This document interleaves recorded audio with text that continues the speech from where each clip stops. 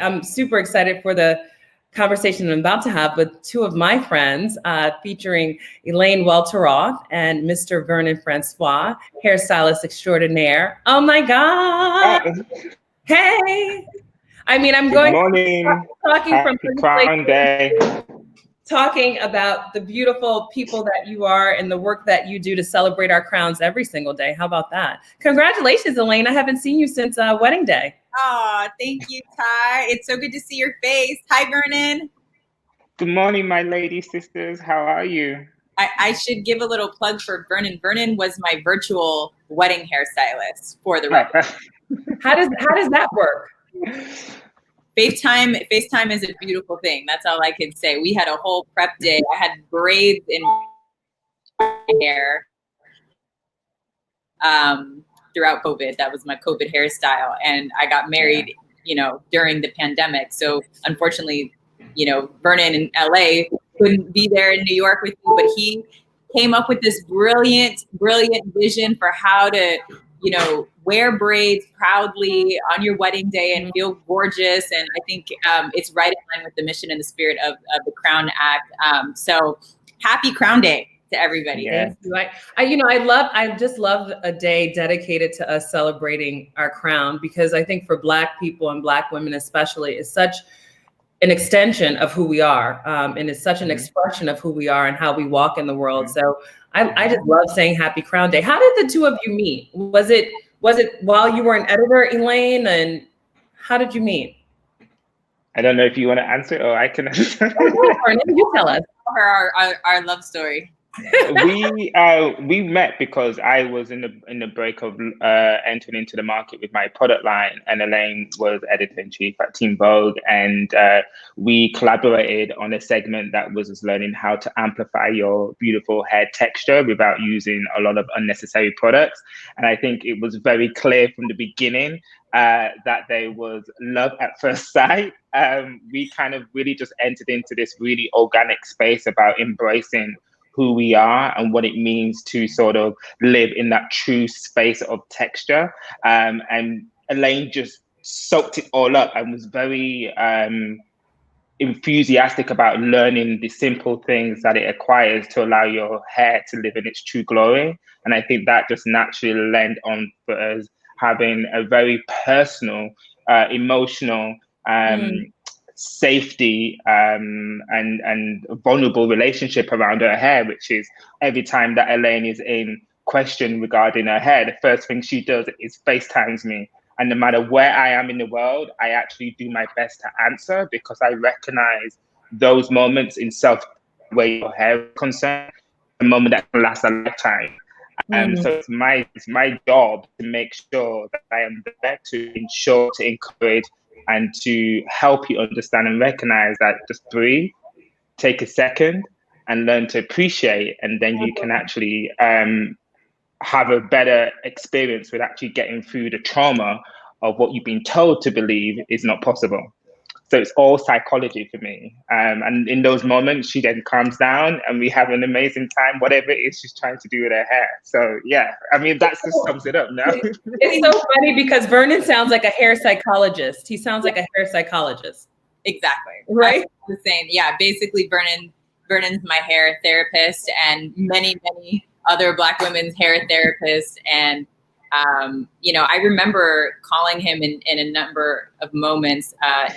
As he says, I call it my emergency beauty 911s. And I can think of so many occasions. One of them was, doing one of my first corporate speaking engagements. And I was basically, running late. And the only real option was to wear my hair kind of combed all the way out in a big afro with a headband, which, by the way, Vernon introduced me to my afro.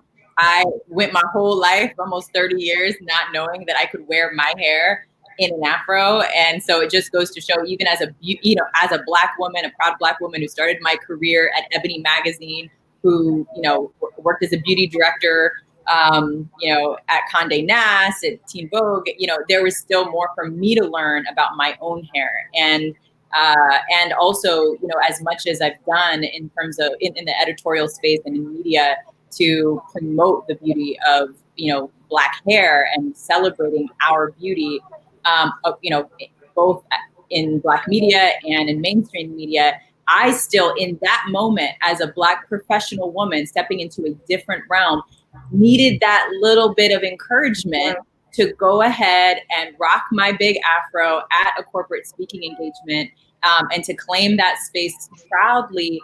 And it just goes to show how deep that psychology is, and that condition tells us as Black women that our natural hair texture is not professional in not certain spaces. And I have to recognize, we all have to recognize that we are a part of rewriting those rules. And the Crown Act is rewriting those rules. And so I'm so proud to be here. And I have to say, I came on here with these two little buns. I've literally never been seen by the public. Why would I? Why not? I'm talking to my people about natural hair. This is the Crown Act. We're talking about the Crown Act. It's Crown Act. So this is, you guys, this is my Vernon Francois little tip of sleeping with your hair in two little buns, and then in the morning you can take them down and fluff it up, and you're ready to go.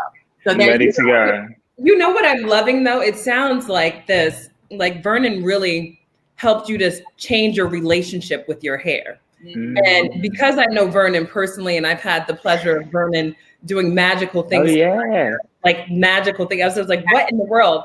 But also seeing him with his daughter, Zayla, how he is intentional about nurturing a relationship with your hair. And to your point, Elaine, it's about changing like the systemic beliefs that we have about what our hair is and isn't, what we've been told it isn't, and developing a relationship with your hair. Do you remember a defining moment, Elaine, when you were like, I'm good with my hair? Was it that event when you wore it in an afro? It's a long journey, and I've been on this journey a long time, since I was, a little girl. And so I really came into fully owning my hair texture, I'd say, in college, but that process continued all the way through, my early adulthood, early into my 30s, really. And I'm still learning. I think at this point, it's less about, conquering the acceptance piece and more about the education piece and maximizing, the texture that I have. But I do think, there were some turning points. And one of them was just in terms of education, with literally, as you said, Vernon is encouraging, not just an understanding, but a real relationship with your hair. And I call Vernon when I'm the worst at maintenance. Okay? I've had to literally, during COVID, once I took all those braids out that were in there for way too long, I was like, oh no, Vernon, I have a whole matted kitchen. I'm gonna have to cut it off. Ain't nobody got time for this. What do I do? And he encourages me to have patience with my hair, as if it's a being. No, I know. Yeah, and and he encourages me to use my hands and to do this. This is the best lesson he's ever taught me, for it specifically for fun. I'll let you explain it, but that has wildly changed my relationship to my hair in those moments of crisis when I'm like, I'm going to cut it all off. I don't know what to do. I'm cutting it off. He just has reprogrammed me to sit down, to take a breather, and to lovingly spend time untangling it. And when you do that and you stop going like this and you start going like this, it just sort of magically, untangles the situation, and you get back to your fullness. I still had to cut a little bit out, I will admit. Yeah, I know. Vernon, how did you come to fall in love with hair so much? I mean, the way that you teach us to love our hair, how did you fall in love with hair? My early days of hair was not one that was pleasantly enjoyed. I remember, I'm from a Rastafarian faith and grew up with 5 boys, and Sunday afternoon was putting rice and peas and chicken on the stove. My mum would wash my hair and then she would stretch it out in doo-doo plaits. My mum's Caribbean, so we'd stretch it out in big doo-doo plaits, have our dinner, and then come back and then braid from there. And I always remember it being an uncomfortable experience. Like the comb would go through the scalp. It would be there would be so much friction on the scalp and the comb. It would be really uncomfortable. So I remember saying to my mum, I'm sure after she did the hair one day, and it wasn't really that good in terms of its finished look, but it was so much pain that I went through, and I was so confused that I went through so much pain, and then it looked like this at the end. So I said to her, I'm going to do it myself. And the Caribbean mum came out and she was like, ah, I was like, okay. So I went off and just started learning how to change the experience to warrant some really great results. And I think that's what I'm always reminded of with every time I come back to working and touching somebody. I'm incredibly gentle. I'm incredibly thorough with my intention, and I make it an pleasant experience, because what I've been accustomed to and what I've learned over my many years in the experience, whether it's on the carpet, in the salon, or on a shoot, is that we've taken on this deep energy of negativity and frustration with our hair inherently.